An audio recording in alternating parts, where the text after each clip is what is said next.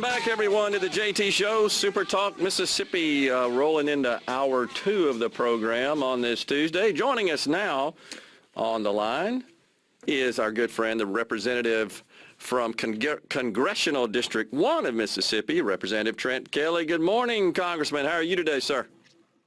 Good morning, Gerard. Always great to be on SuperTalk.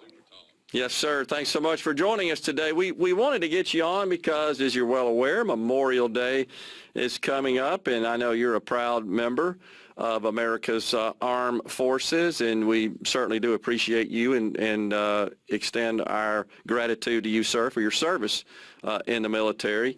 And start, Representative, if you don't mind, just by explaining the meaning of Memorial Day, because that is different than Veterans Day. Yeah, absolutely. And I always tell people the distinction. Memorial Day is to honor those who died in combat in defense of our nation. It's to honor their families and to honor their service to this great nation. Without them, we don't have the freedoms that we enjoy. And Veterans Day is to recognize those who serve. And this weekend, we should just remember all those families who don't have a loved one who gave their life in defense of this nation.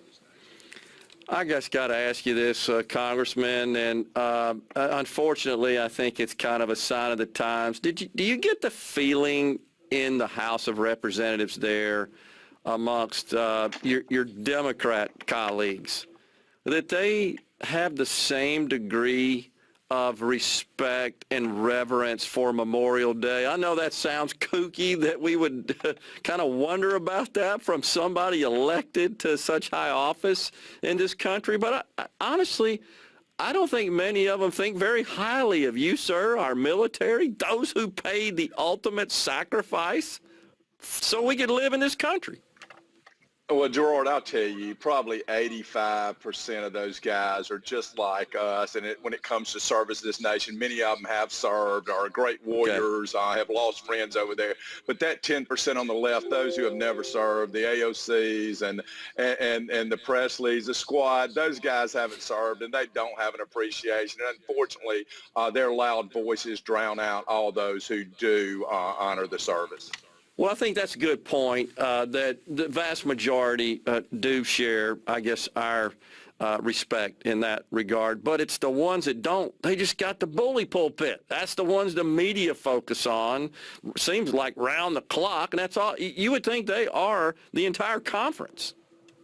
Well, you would, and they're driving the policy right now, whether it be President Biden or whether it be Nancy Pelosi or Chuck Schumer, they're being driven by the radical policies of these loud 10% on the left of the Democratic Party.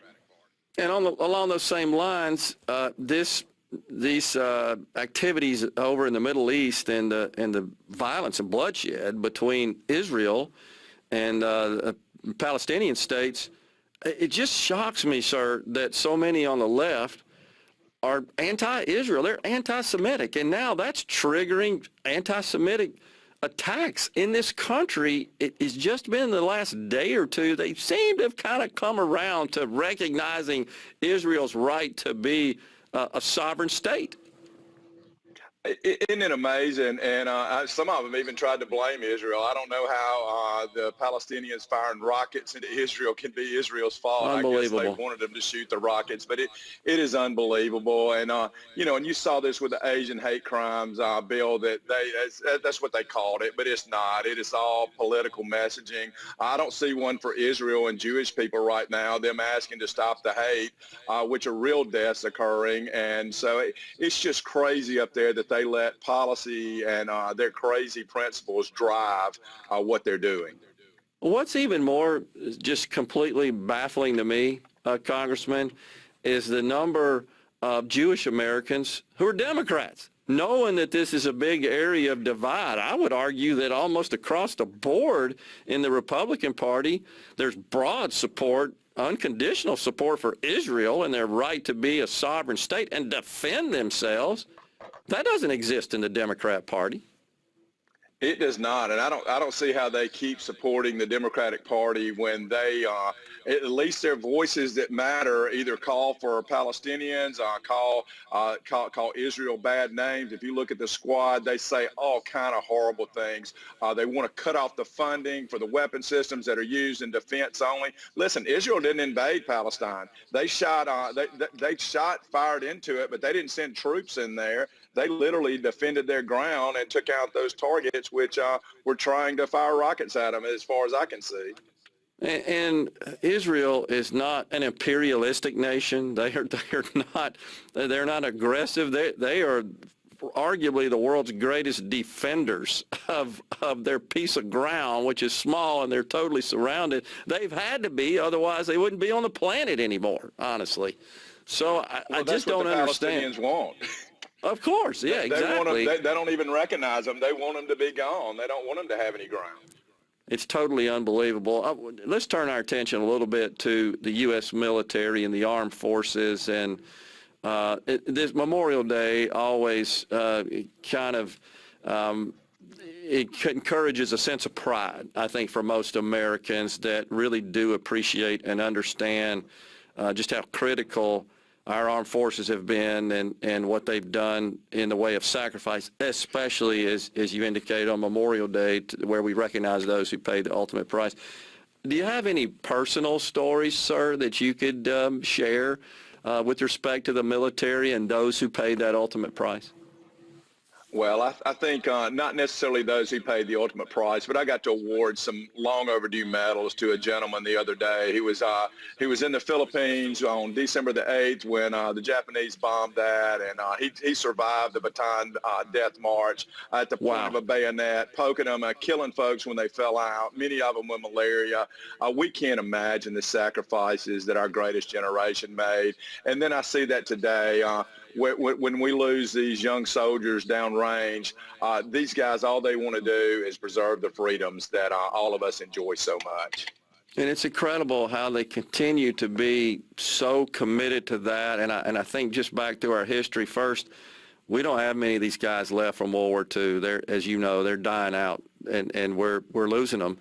And it's a shame because they're a special breed.